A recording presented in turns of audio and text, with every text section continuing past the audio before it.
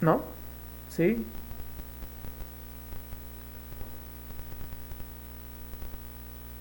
¿Seguros? ¿Por qué tan serios?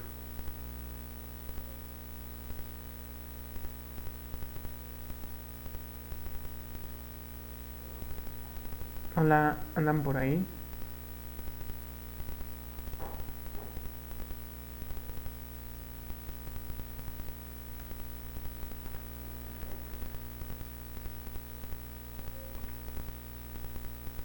¿Ya no me escucho?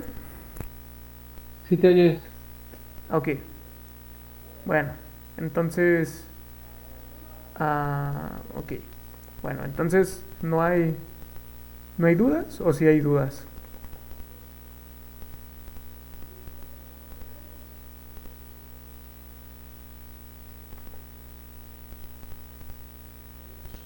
pues creo que por ahora no. Bueno, ok. Entonces, vamos a retomar lo que estábamos trabajando la sesión pasada. Recordemos que el último tema con el que estuvimos trabajando es cómo utilizar Random Forest. Y la manera en cómo lo estamos utilizando es una manera pues, demasiado práctica y estamos haciendo uso de unos datos que nosotros previamente etiquetamos utilizando una biblioteca que se llama Vertopic, que más adelante lo vamos a profundizar. Por el momento simplemente hicimos uso de esa herramienta para ponerle diferentes etiquetas a nuestros datos. ¿Ok? Entonces, lo que habíamos empezado a realizar la sección pasada fue un entrenamiento. Este entrenamiento, eh, pues, tiene muchos aspectos en los que nosotros podemos cuestionar, debido a que, pues, la manera en cómo se hizo fue de una manera, pues, teniendo malas prácticas, ¿no? Entonces, recordemos, aquí está el data frame, donde ya se encuentra clusterizado. Entonces aquí es un CSV y ese CSV tiene todos estos párrafos, ¿no? Y estos párrafos fueron clusterizados de acuerdo a estas, bueno, que están relacionadas a estas palabras clave, que podríamos considerarlos como importantes.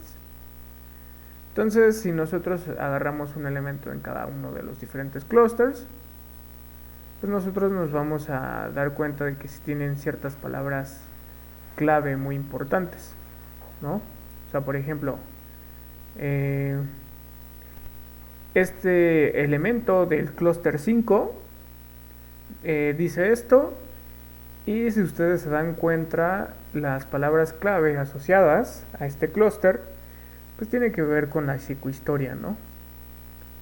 Eh, bueno, entonces lo que hicimos fue realizar una vectorización haciendo uso de TF y DF. Este, este método se encuentra en la biblioteca de sklearn, ¿okay? Y construimos el corpus simplemente para poder realizar la vectorización.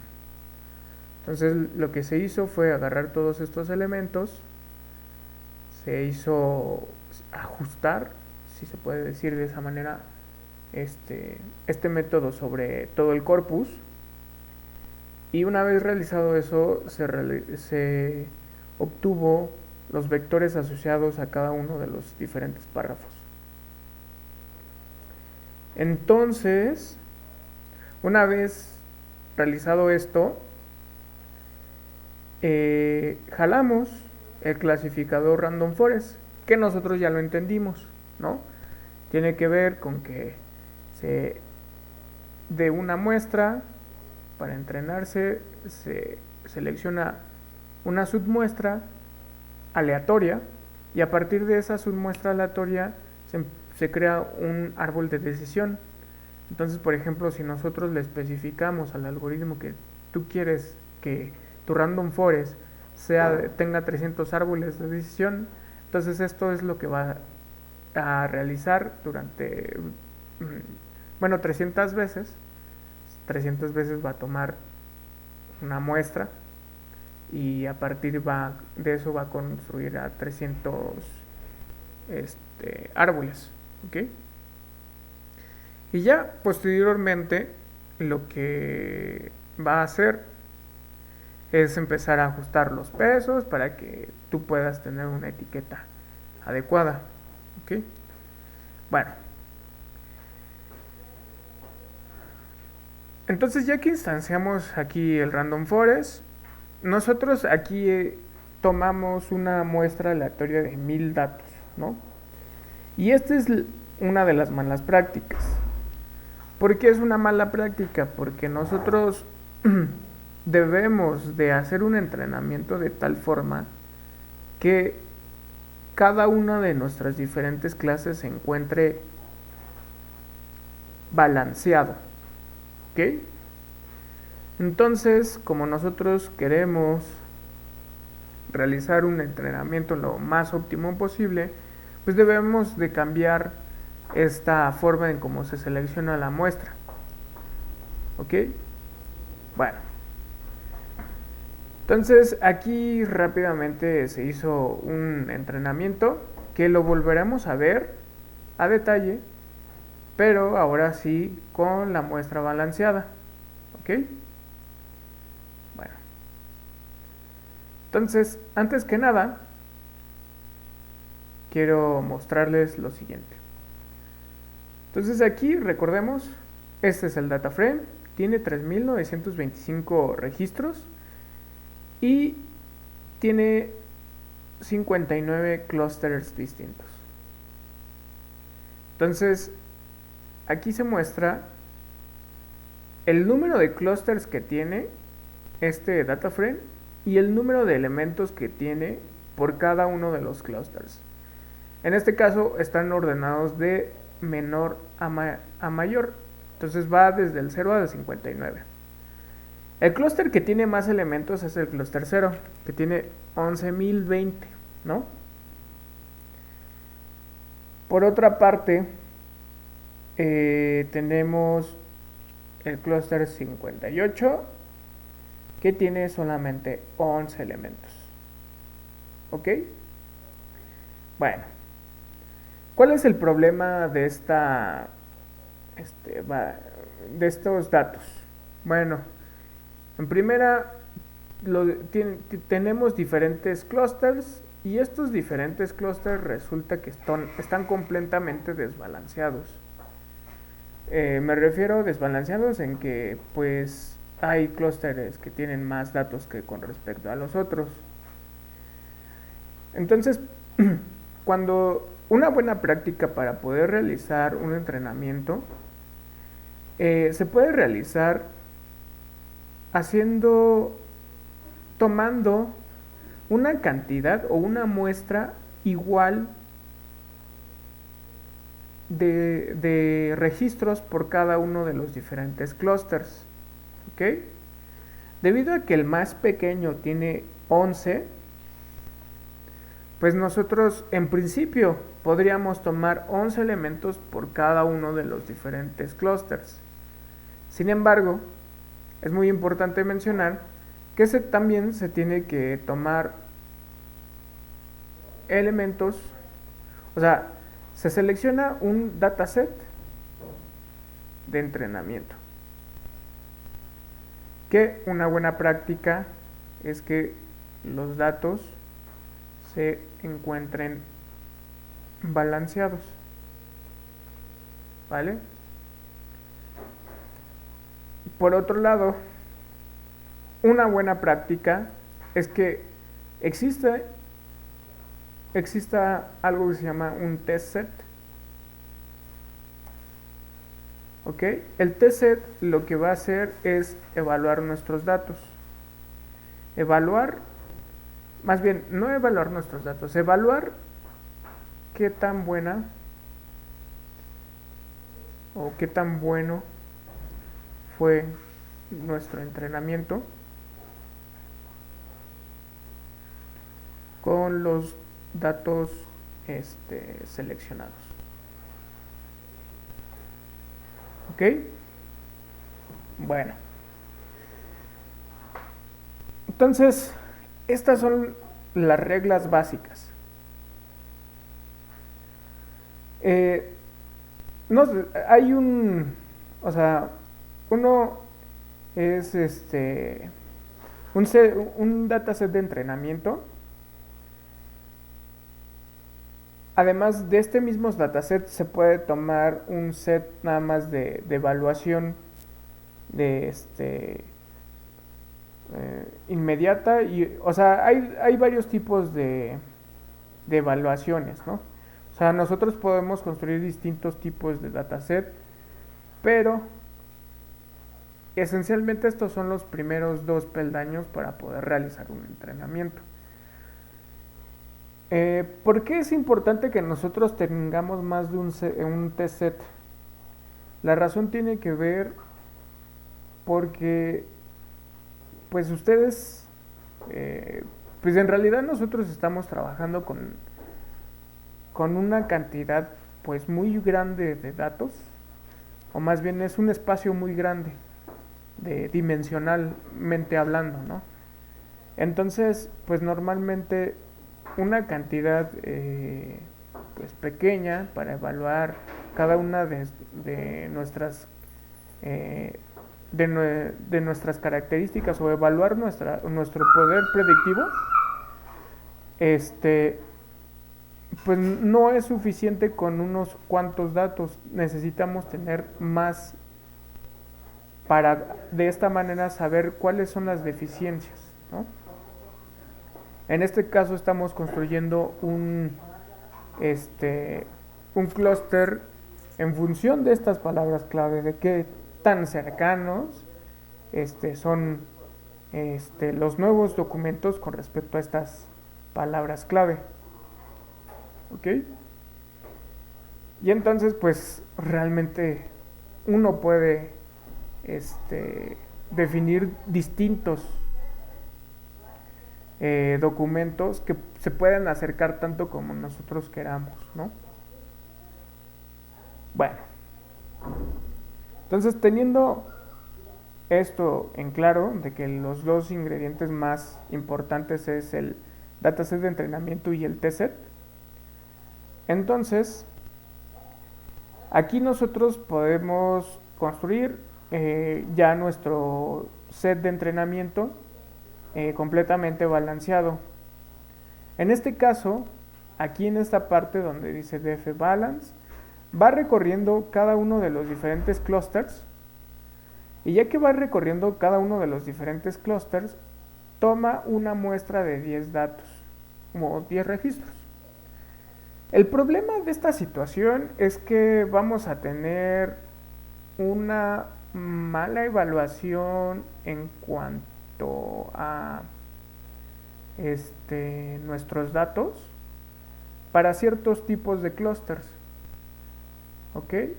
¿Y por qué una mala evaluación? Bueno, pues es que lo que pasa que, por ejemplo, para el clúster 58 vamos a tener 10 de entrenamiento, pero solamente vamos a tener un único elemento con el cual nosotros podamos evaluar nuestro poder predictivo, ¿no? Entonces, como solamente vamos a tener un solo elemento, pues realmente es muy pobre, ¿no? El valor que va a obtener este clúster, ¿no? En este caso va a ser algo así como o no predices o predices, ¿no? O es 0 o es 100.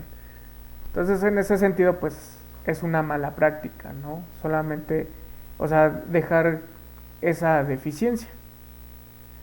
Entonces por ello nosotros vamos a reducir un poquito más. Lo vamos a hacer de tal forma que se tenga, pues vamos a elegir 8, ¿no? Bueno, siento que con 5 estaría relativamente decente, ¿no? ¿Cuál es el criterio que estoy utilizando para escoger el 5? Pues entre menos datos utilice para poder realizar el entrenamiento, más bien, entre menos datos utilice para el entrenamiento y y pueda predecir más, es mejor, ¿no? Si yo tengo una base de datos que tengan 100 elementos y yo utilizo 20 para hacer todas las predicciones, eso va a decir que pues estoy en un buen camino, ¿no? Puedo, pero bueno, seamos realistas, no siempre es así. Muchas veces es mejor estar en un umbral, ¿no? Entre pues 50, 60% para poder hacer las predicciones. ¿Ok? Entonces en este caso pues estoy tomando un 50% de mi set, ¿no? De mi set total. Y de ese 50% voy a seleccionar el restante, ¿ok? Para este caso.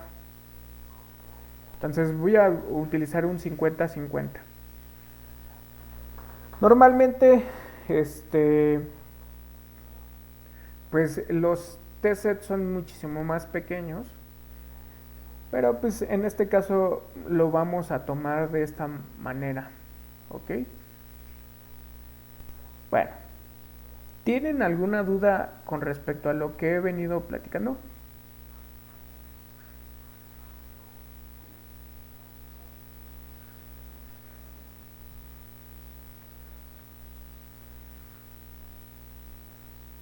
Ok, está bien. Entonces viene lo siguiente. Entonces aquí ya tenemos vamos a seleccionar. Aquí le elimino algunas cosas. Y aquí está mi set de entrenamiento, ¿no? Que le voy a llamar simplemente como DF Balance. Ahora lo que voy a hacer es construir mi set para evaluar el poder predictivo. Para evaluar el poder predictivo no voy a utilizar ningún elemento que pertenezca a mi DF Balance. Entonces, como no voy a utilizar ningún elemento de aquí, lo que necesito es obtener obtener el complemento de bueno, mi universo en este caso va a ser todos mis datos, ¿no? Mi conjunto universo va a ser todos estos datos. Y de este conjunto universo le voy a quitar todos estos elementos que se encuentran en el DF Balance. ¿Cómo lo hago? Bueno, entonces lo que hago es agarrar solamente, debido a que cada uno de los diferentes párrafos son distintos, entonces aquí voy a generar una lista a partir del data frame que se llama DF Balance Final Text to List. ¿Ok? Entonces esto es lo que me genera la lista. Y lo que voy a pedir es que este data frame sea de tal forma que los elementos no estén. Le voy a poner easy.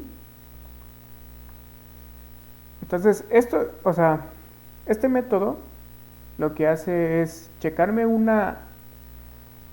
sobre una lista, que en este caso lo estoy calculando aquí, y checar si los elementos que se encuentran aquí pertenecen a esa lista. Entonces si nosotros lo corremos, nosotros vamos a encontrar varios falsos, ¿no?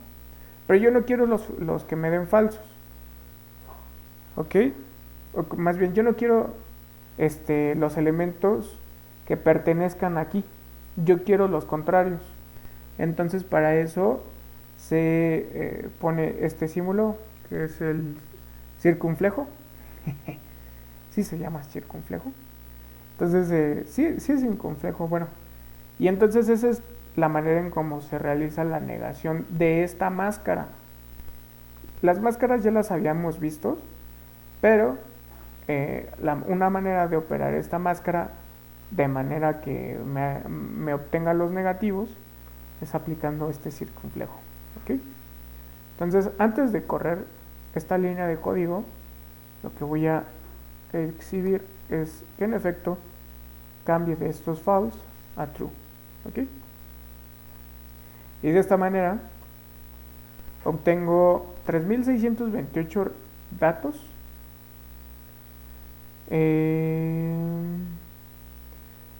Y eso significa que está bien, debido a que 3628 menos esto va a resultar este 2900, bueno, 295. ¿Ok?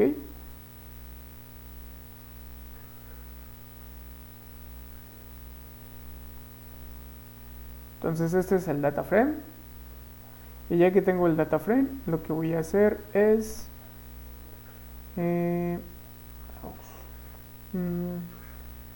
déjame ver, le voy a poner test a esto. Bueno, antes de guardarlo, le voy a poner, no, le voy a poner complement, que en este caso es el complement de, bueno, aquí no era, es el complemento de los balanceados. ¿Ok? Entonces, ya que tengo el complemento de los balanceados, voy a hacer exactamente lo mismo que hice acá arriba. Voy a ir explorando explorando clúster por clúster. Y ya que vaya explorando clúster por clúster, lo que voy a hacer es guardar solamente 6 elementos. Bueno, creo que es mucho, 5 elementos o menos, 4 elementos. Vamos a agarrar 4 elementos. Y en este caso, este sí va a ser el test, ¿no?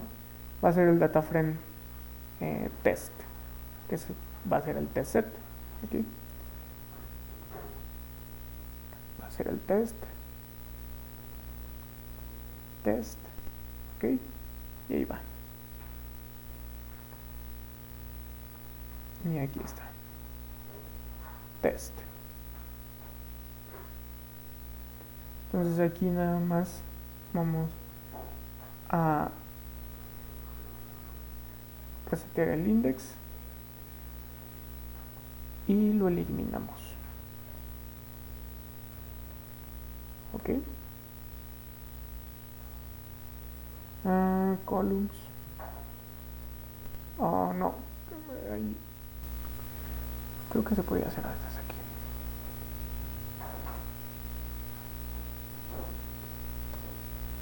Sí. Y aquí en este caso vamos a... Hay varias formas de volverlo a guardar. Bueno, aquí por ejemplo lo voy a poner, bueno, voy a poner así, auxiliar,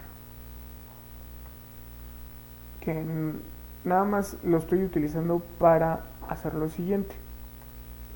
Entonces este es mi def auxiliar, que ya no es como el test. O sea, el test tiene los índices pues desacomodados, el auxiliar ya están acomodados.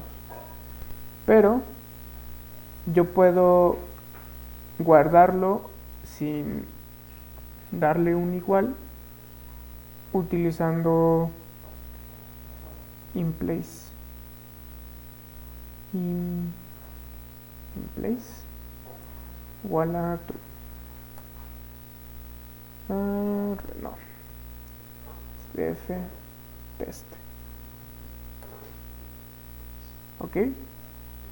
Entonces tú cuando le das el inPlace, lo que estás diciendo es que hazle todo lo que tú quieras, pero ya no es necesario volverlo a guardarlo en la misma variable. Ya las actualizaciones que tú haces ya se quedan ahí, ¿no? Algunas veces es bueno, algunas veces es malo, dependiendo de qué es lo que necesites hacer. Pero por el momento, pues es importante que ustedes sepan que existen estas dos alternativas, ¿no? Porque nosotros aquí pudimos haber puesto dftest y ya, ¿no? Pero desde un punto de vista práctico a la hora de escribir líneas de código, esto es más agradable.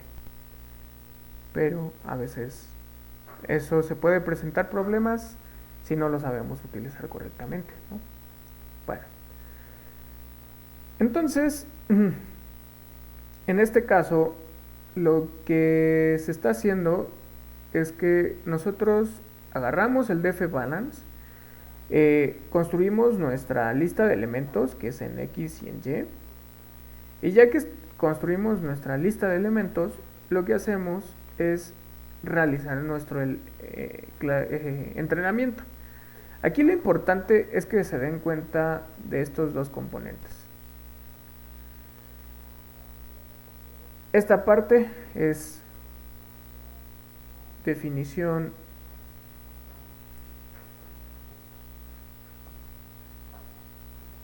de mis datos de entrada y de salida.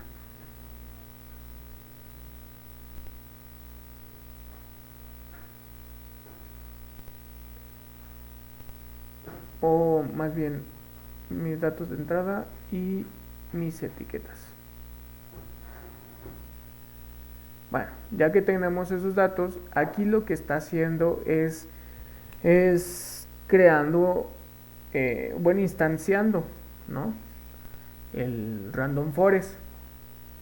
Y aquí donde dice nestimators, se refiere al número de árboles de decisión que estoy utilizando o que quiero utilizar para hacer uso, o más bien para entrenar. Entonces aquí en este punto, o sea, aquí lo instancia y lo guarda aquí. Y ya que lo guarda, pues, más bien, sí, lo guarda aquí, lo guarda en el sentido de que lo guarda en esta variable, y en esta variable nosotros simplemente le ponemos el feed con los datos de entrada junto con sus etiquetas. Y entonces, si se dan cuenta, aquí simplemente esta es la manera en cómo se está guardando el modelo. Esta parte corresponde a el entrenamiento.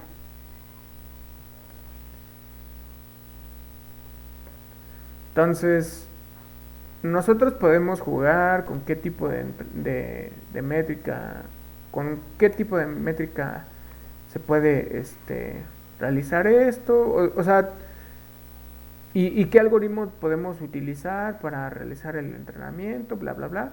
Pero en este caso nada más lo dejamos de manera predeterminada, o sea, las cosas por default. Y aquí simplemente viene el entrenamiento y aquí se guardan se guarda el modelo. ¿Ok? Y bueno, en mi caso ya había cargado previamente joblib ahí arriba, y entonces para cargar los modelos simplemente se hace esto.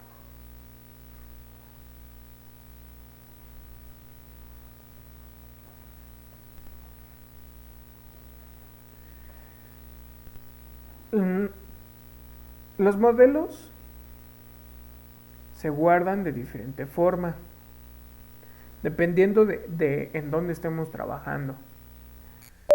Un modelo que se encuentra, por ejemplo, escrito en TensorFlow, se guarda de distinta forma. Y muchas veces no se guarda completo. Se guarda únicamente los pesos.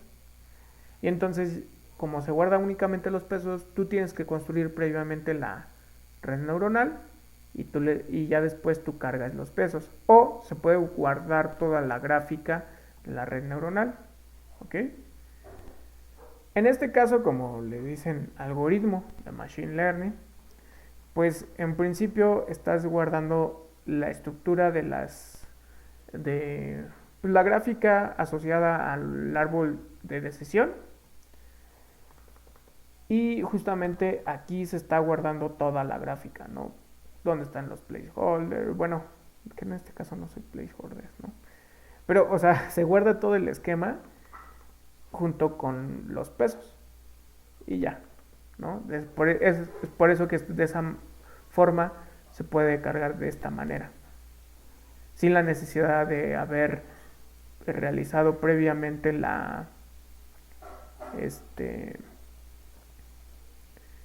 haber cargado un random forest o instanciar un random forest. Bueno, entonces, bueno, aquí yo previamente había utilizado el DFA-Noder para evaluar. En este caso no voy a utilizar el DFA-Noder, voy a utilizar el test. Entonces voy a hacer lo mismo que está aquí, pero para otro set, que en este caso es el test, ¿no?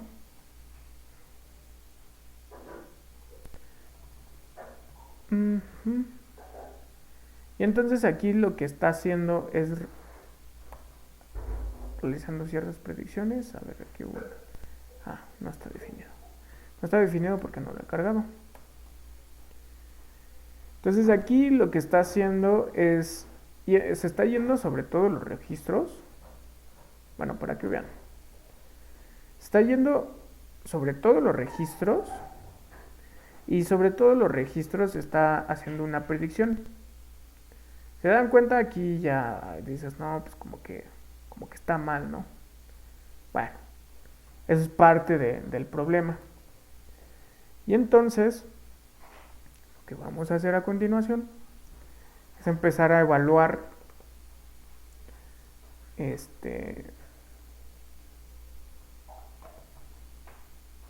nuestro set. ¿Ok? Entonces, aquí viene el test. Aquí viene el test. Aquí está el clúster. Y aquí lo que estamos haciendo es simplemente evaluar de si hubo coincidencias o no. Y en esta gráfica, que es una gráfica de Pi, lo que estamos haciendo es evaluar la efectividad. ¿Ok? Y entonces nos damos cuenta que el porcentaje de efectividad es demasiado bajo. Bueno, ¿a qué se debe esa baja efectividad? Pues se puede deber a muchas cosas. Una de las tantas cosas que puede ser es, por ejemplo, los estimadores, ¿no? Entonces, por ejemplo, ahora hacemos lo mismo, pero para 300. Realiza el entrenamiento, se carga el modelo otra vez, vemos el match y vamos a ver qué show.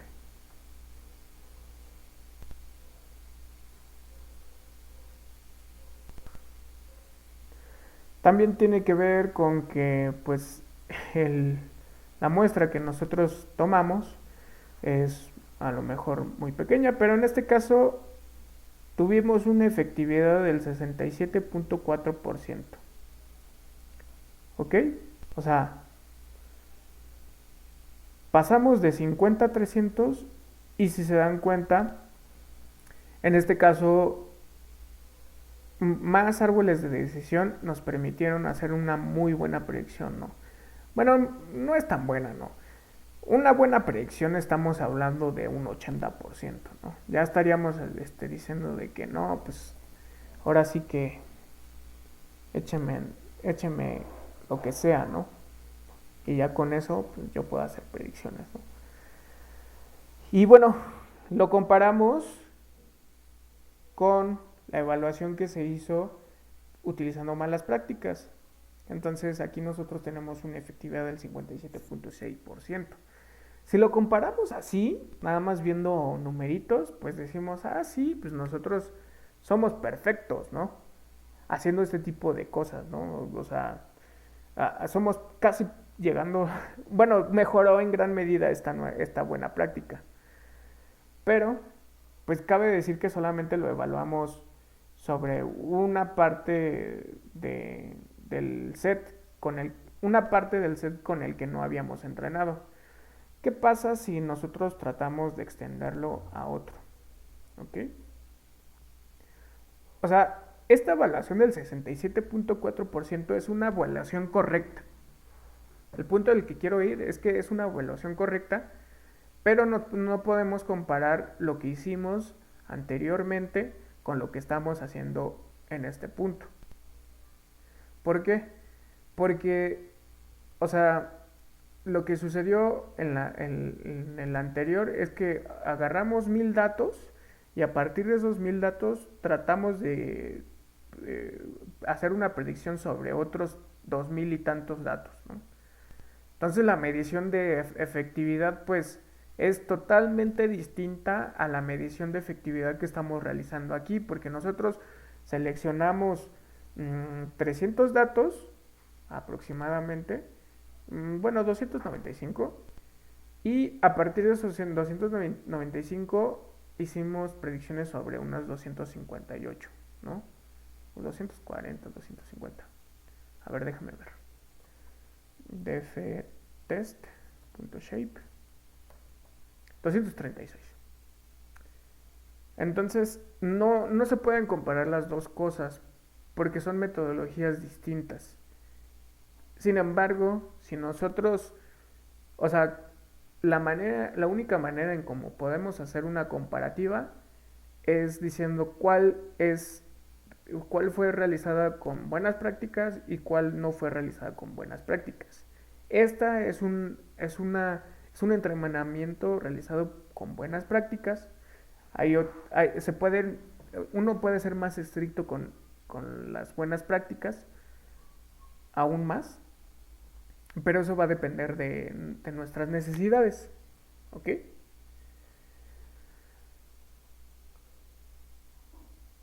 Pero aquí lo importante es que nosotros, si hacemos esto, tenemos esto, pues le podemos poner una palomita.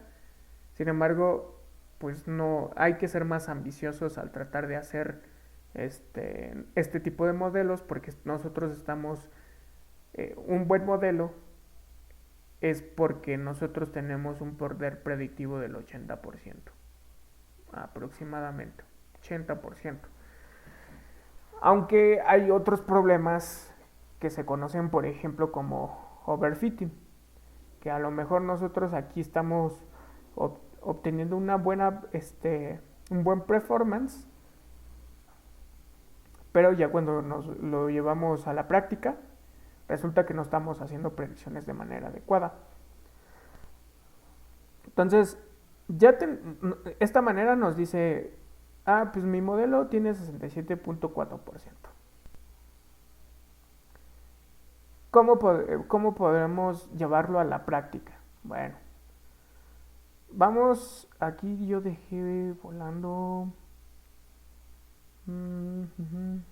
dejé volando el another, df another,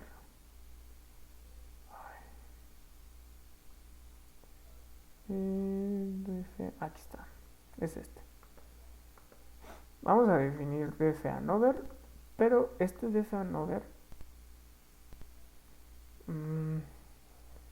a ver, nosotros tenemos df balance, ¿ok? Y este df balance tiene una lista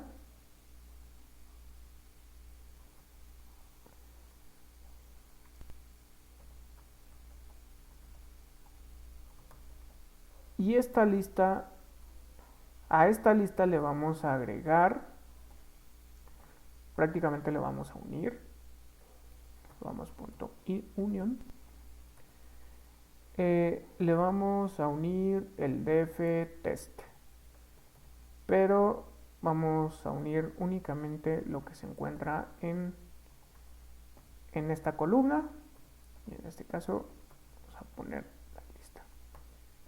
Ok, y aquí lo convertimos en lista.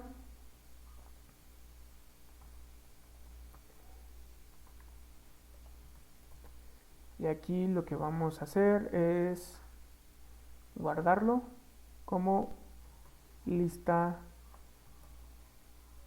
entrenamiento test, ¿no? Que son una tupla. Bueno, no sería tupla, sino más bien es una lista en donde tiene todos estos elementos, tanto el set de entrenamiento como el test set, ¿no? Y entonces aquí tenemos esta lista. Y entonces para generar ahora nuestro def another, en vez de que tenga esa lista que está ahí, vamos a escribir lista de entrenamiento.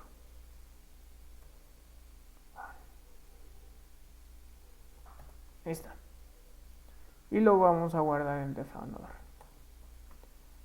Entonces, sumamos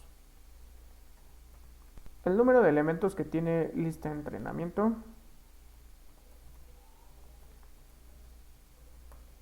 es de 494. Def another tiene 3429.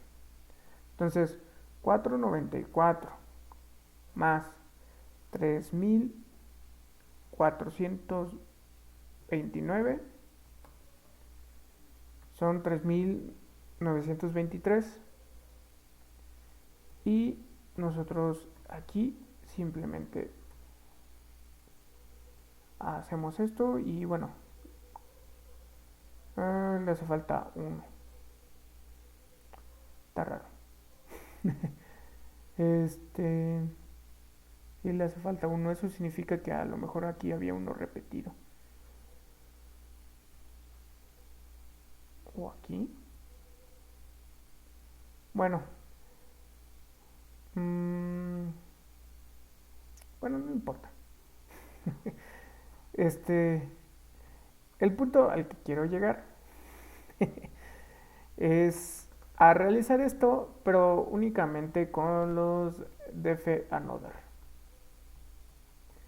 Entonces aquí tengo test, pero yo no quiero esto, quiero que sea con el another.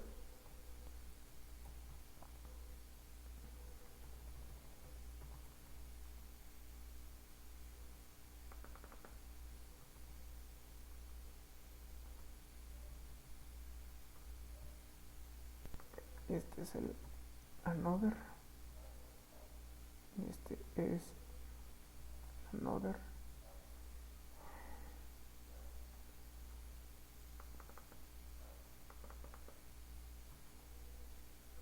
Este es el another.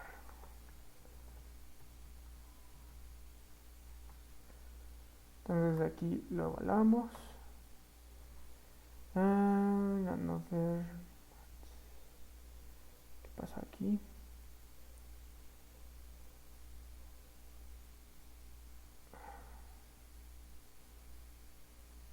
A ver. No, es al revés.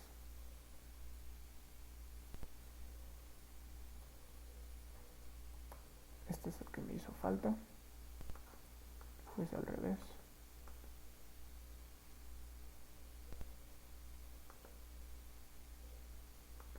Después viene match.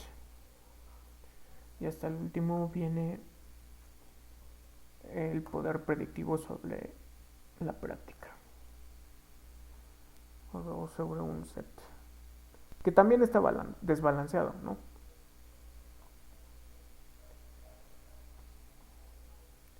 Bueno. ¿Dudas sobre esta parte? O sea, esta parte que estamos viendo es cómo realizar un entrenamiento utilizando un algoritmo de Machine Learning, y en este caso el algoritmo con el que estamos trabajando es el Random Forest.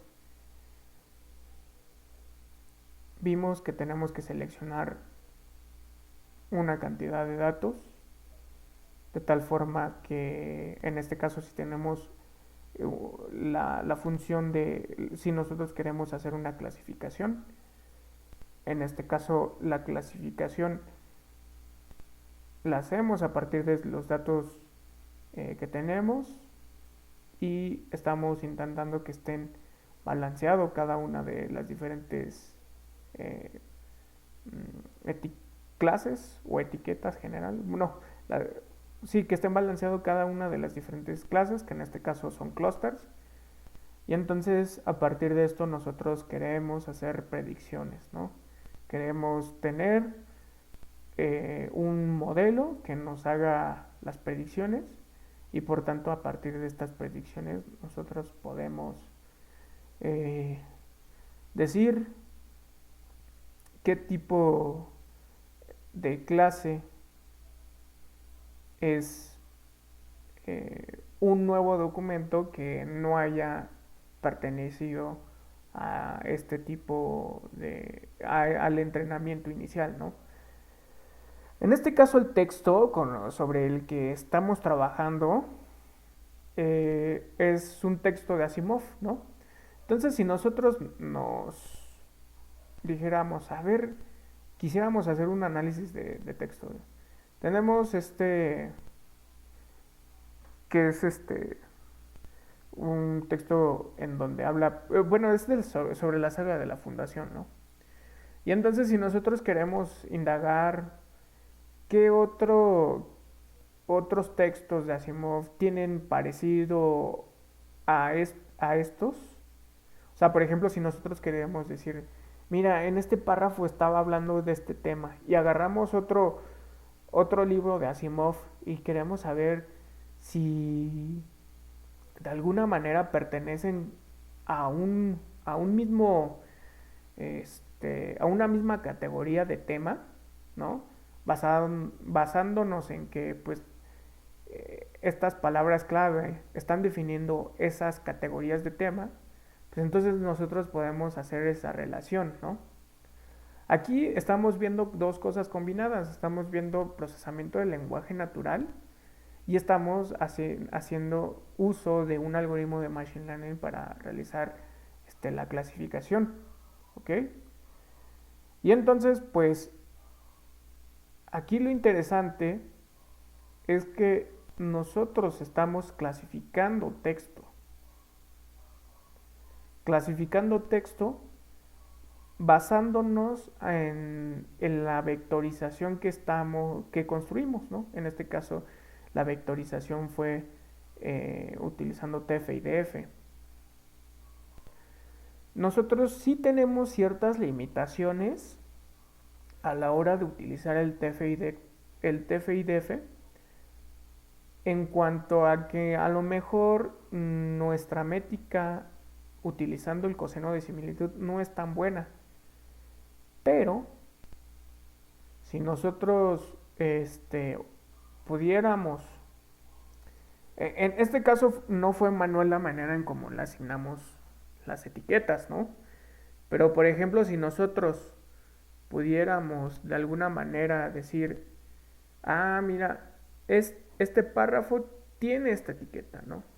Si lo hiciéramos de manera manual, razonada, y nosotros le asignáramos a cada uno de esos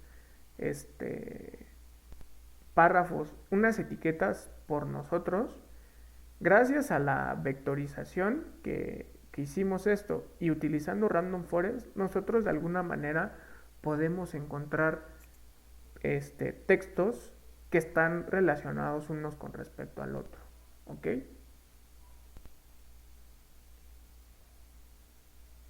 Y bueno, aquí viene la evaluación del performance. Fue de un 61.3%. ¿Ok? Y eso lo que nos está diciendo es que la manera en cómo realizamos este entrenamiento fue muy bueno. ¿Por qué? bueno, la técnica, ¿no? Obviamente, a lo mejor nosotros tenemos que cambiar aquí el valor de los árboles de decisión. A lo mejor también tenemos que balancear algunas cosas, ¿no? En cuanto al tamaño de los textos, ¿no? Saber más o menos cuál es el comportamiento del número de palabras de cada uno de estos diferentes párrafos y acomodarlos de tal forma que tengan una distribución gaussiana. Esa es otra buena práctica, que bueno, por el momento no lo estaremos utilizando. Pero a lo que me refiero es que la evaluación que estamos haciendo con este test set es una evaluación correcta con respecto a los demás datos, que no están ni en la parte del entrenamiento, ni mucho menos en el test set. Y esto lo que significa es que este conjunto que nosotros seleccionamos, para que nosotros podamos mejorar, si nosotros tenemos valores de alrededor del 80% aquí, entonces inmediatamente se va a ver reflejado en este poder, en este porcentaje que estamos evaluando acá. ¿Ok? Entonces reitero, a lo que me refiero de que esta parte sí lo hicimos bien fue a la hora de elegir nuestros datos de, de evaluación. Los datos de entrenamiento puede que los debamos cambiar, puede que no. Pero nosotros podemos jugar ahora con, por ejemplo, los árboles de decisión con los cuales nosotros vamos a estar trabajando. Entonces nosotros podemos hacer una curva que venga de la siguiente forma. Vamos aumentando los árboles de decisión y vamos midiendo la efectividad. Entonces, si nosotros podemos tratar de determinar cuál es el número de árboles de decisiones más óptimos, ¿no? Y con base en eso, pues nosotros podemos decir, entonces pues tal vez necesitamos, no sé, 800. Que podemos intentarlo con 800 a ver qué sale, ¿no? O podemos decir, no, pues resulta que con 800 está muy bien, pero al momento de evaluarlo acá abajo resulta que baja, ¿no? Entonces, esa parte ya es una cuestión más artesanal, debido a que depende a las necesidades y sí, a las necesidades que tú tienes, y también depende de los datos con los que estés trabajando. Pero no solamente eso, también va a depender de la técnica de vectorización que estás utilizando. Y bueno, en este caso nos está funcionando regularmente, no tan bueno, pero o sea, he tenido peores situaciones. eh, pero en muchos casos hay problemas que no se pueden resolver utilizando esta técnica de vectorización. ¿Por qué? Porque resulta que a lo mejor nosotros nos extendemos a muchas clases, estamos hablando de 500 clases, y entonces cuando tratamos de clasificar el texto, pues resulta que pues el poder de predicción llega a niveles muy bajos, alrededor del 30%, y entonces nos está diciendo de que algo estamos realizando mal, ya sea en la parte de la predicción, o bien puede ser incluso el algoritmo con el que estamos realizando el entrenamiento. ¿Ok? Entonces, ¿tienen dudas?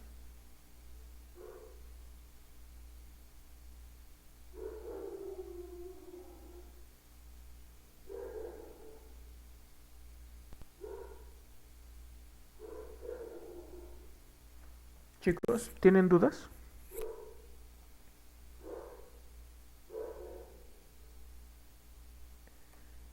Bueno, piensen en sus dudas por lo mientras en lo que...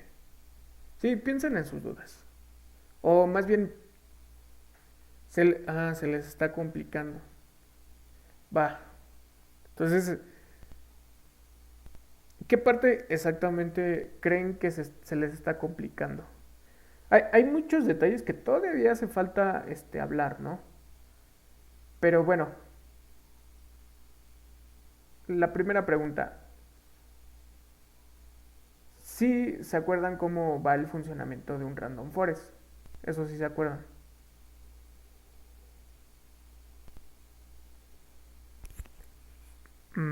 Por ejemplo, a ver quién veo. A ver, Jafet. Jafet, hola, ¿qué tal? Pregunta.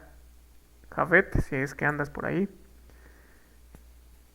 Re- eh, ¿Te acuerdas en qué consiste el algoritmo de Random Forest?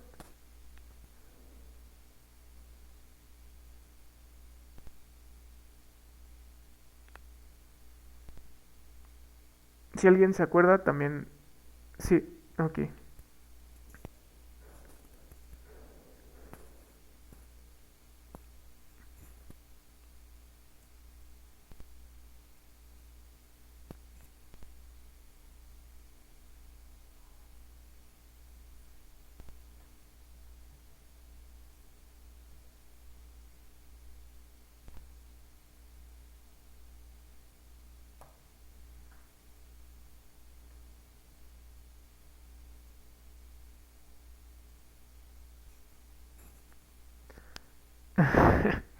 Ok, a ver, otro más.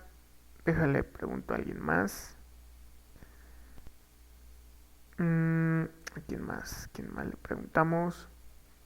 Mm, a Berenice. Berenice, ¿te acuerdas en qué consiste el algoritmo de Random Forest?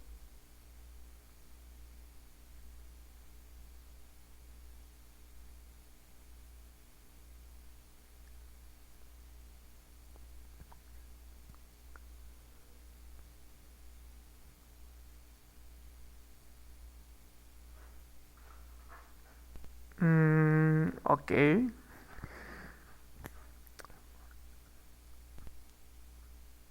Bueno, ¿quién más? Creo que se están desconectando para no responder. Bueno, a ver. Como en esta parte es para que se refresquen, el algoritmo de Random Forest consiste en tomar una muestra. Bueno, primero necesitas tus datos de entrada y datos de salida. Ya que si tienes tus datos de entrada y de salida, lo que se hace es tomar una muestra aleatoria de estos datos de entrada y de salida y construyes un árbol de decisión. Vuelves a tomar otra muestra aleatoria de tus datos y construyes otro árbol de decisión. ¿Cuántos árboles de decisión vas a construir? Vas a construir tantos como tú quieras. En este caso, por ejemplo, se construyó 800 árboles de decisión y esto generó que tuviera una efectividad de modelos del 68.6%. ¿Ok? Esos árboles de decisión, este, recordemos que de las primeras clases las construimos y vimos cómo es que se construyen esos árboles de decisión, haciendo cortes sobre cada uno de los diferentes ejes. ¿Ok?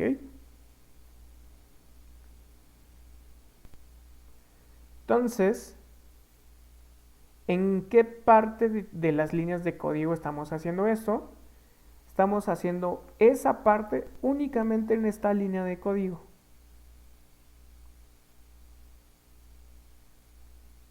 ¿Sí? O sea, de estos datos se toma una muestra aleatoria de estos datos en conjunto y entonces de esa muestra aleatoria se están generando se toman 800 muestras aleatorias de estos datos para poder generar 800 árboles de decisión. Ahora, ¿cómo es que se hace la predicción? La predicción, una vez que se termina el entrenamiento, y aquí, bueno, yo lo guardo, y aquí se vuelve a cargar. Entonces, ¿cómo es que se hace la predicción? La predicción simplemente es necesario que la escriba así, ¿ok? Donde aquí lo que les tengo que dar es un vector, ¿no? Entonces, la predicción, ¿cómo se hace? Entra este dato a cada uno de estos árboles de decisión y cada árbol de decisión da una predicción. Y entonces la predicción que se obtiene aquí al final es la que tiene mayor voto. Es decir, se ordenan, por ejemplo, un árbol de decisión predijo que su clúster es 0. Otro árbol de decisión predijo que su clúster es 45, ¿no?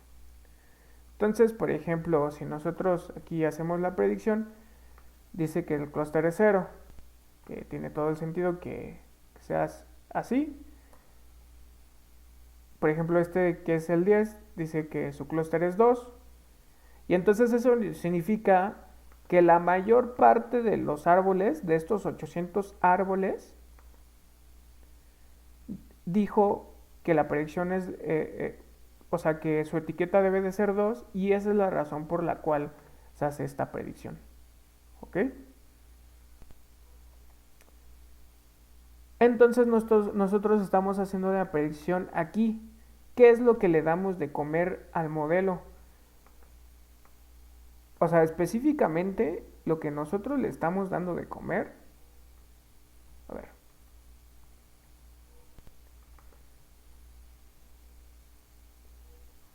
Es un vector que nosotros lo obtuvimos utilizando el Convectorizer. Es un vector que tiene dimensión 7508. ¿Ok? Tiene 7508 entradas y nosotros lo que hacemos es darle al modelo que haga la predicción y ya que haga la predicción aquí está la etiqueta. ¿Ok? Ahora, bueno, déjame ver.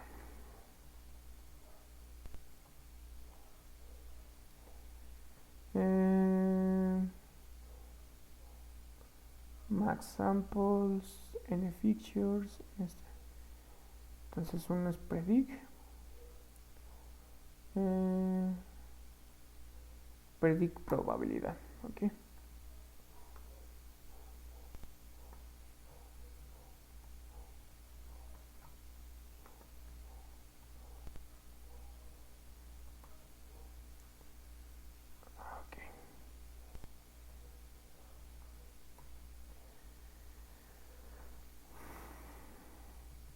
Esto es interesante.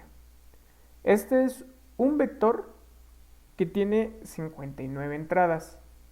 ¿Por qué tiene 59 entradas? Esas 59 entradas corresponden a cada uno de los clusters. ¿Ok? Entonces, aquí nosotros, si se dan cuenta, tenemos diferentes valores en cada uno de los diferentes entradas. Ahora, vamos a hacer lo siguiente. Aquí, esto ya es un arreglo. Lo vamos a convertir en una lista de 59 entradas. ¿Ok? Entonces vamos a sumar.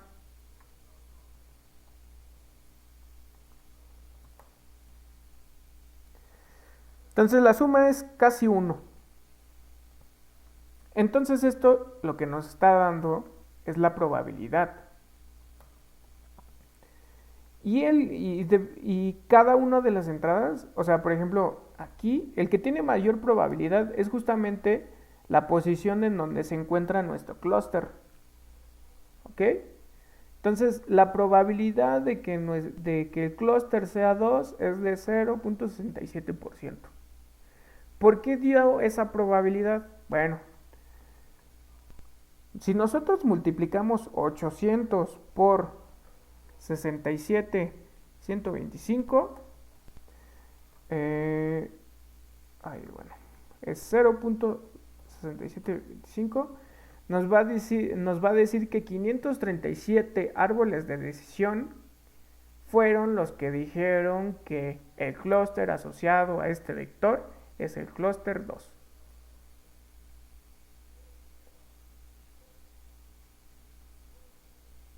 ¿Vale? Entonces,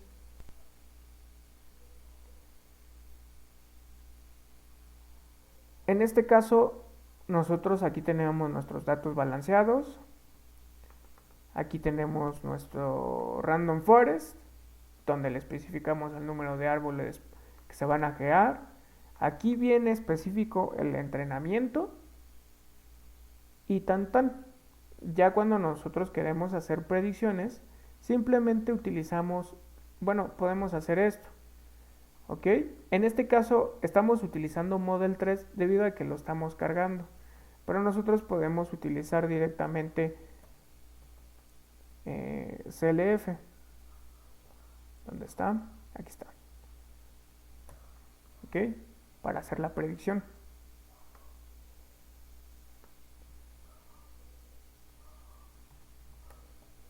Ahí está. ¿Vale? O sea, ese paso de guardarlo simplemente fue un paso para que no se vaya al vacío y que se quede guardado en nuestra máquina. Pero nosotros pudimos haber realizado la predicción directamente desde aquí. ¿Ok? SLF es justamente el Random Forest, ese modelo. ¿Ok? Ahora, ya que tenemos claro cómo se realizan las predicciones, lo que nosotros queremos es agarrar un set que ya esté etiquetado correctamente porque nosotros lo etiquetamos así y queremos hacer la comparativa de las predicciones con respecto al clúster que se le asignó. Si la predicción, aquí se hizo las predicciones, ¿no? Pero si la predicción coincide con el clúster que había etiquetado, aquí va a quedar como true. Y si no son iguales, va a quedar como false. Y entonces, aquí lo que está haciendo es graficar el porcentaje de trues con respecto a los false. ¿Ok? Y entonces eso lo que va a hacer es una evaluación general, ¿no? De nuestro poder predictivo. Aún hay algunos detalles que nosotros podemos meternos un poquito más, como por ejemplo, nosotros tenemos 59 clústeres distintos. Entonces, lo podemos separar en cuál es el accuracy de cada uno de los diferentes clústeres. ¿Ok?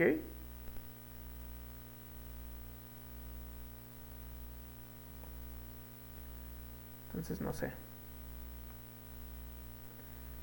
Vamos con igual a 0, por ejemplo. No, le vamos a poner el 10. No, el 20. No, 30.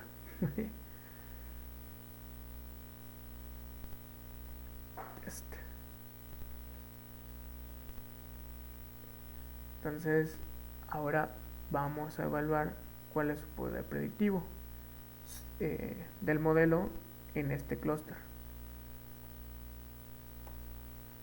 Entonces, vamos a obtener una grafiquita.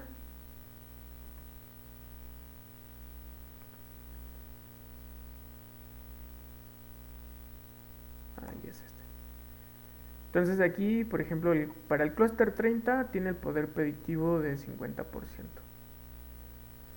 Entonces para el clúster 0 vamos a ver cuál es su efectividad. Su efectividad es del 100%.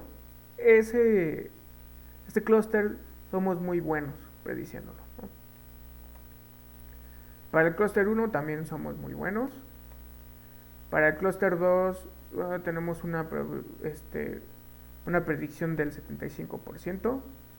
Para el clúster 3 del 75%. El 4% para el 4. Entonces nosotros también podemos evaluar cómo es la efectividad de cada uno de nuestros distintos clústeres, ¿no? Aquí por ejemplo 9. Entonces a los primeros clústeres les va muy bien. De hecho, sí, les va excelente. Y si se dan cuenta, la mayoría debe de estar por encima del 50%. Si no, pues nuestro promedio no podría ser un 68% de efectividad, ¿no? Entonces la mayoría de hecho le está casi pegando al 50%, hay que diga al 75%. Entonces nosotros podemos también hacer ese tipo de exploración. Hay algunas cosas que todavía no he mencionado, como qué es la matriz de confusión, que eso es muy interesante. Pero bueno, ahora sí,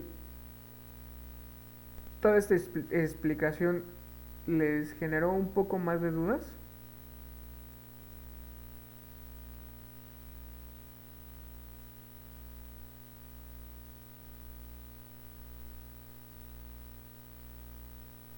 Chavos.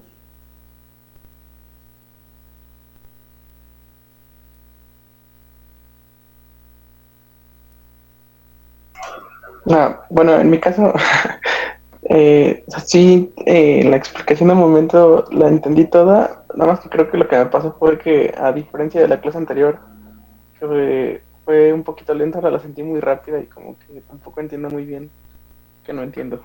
Ok, sí. Pero básicamente esa es la línea de pensamiento. O sea, en resumen, nada más para resumir esta clase. Lo que quiero que ustedes se queden es qué es el algoritmo de Random Forest. Eh, ¿Qué líneas de código necesito para entrenar un Random Forest? Para guardar un Random Forest. Para cargar un Random Forest. ¿Cómo puedo evaluar el performance de un modelo como es el Random Forest? Y para ello vimos que se tiene que seleccionar un test set y también un dataset. ¿Ok? Aquí más o menos les expliqué cómo se tiene que seleccionar el test set. ¿Ok? Pero justamente la manera en cómo se los platiqué es una manera pues básica de cómo realizar un entrenamiento. Se puede mejorar la muestra utilizando algunas otras técnicas, pero eso es básicamente lo que quiero que ustedes se lleven, y a partir de eso me gustaría que ustedes les surgieran las dudas con respecto a, bueno, eso es el entrenamiento, ¿no? Eso es la técnica de vectorización. Pero, por ejemplo, no sé,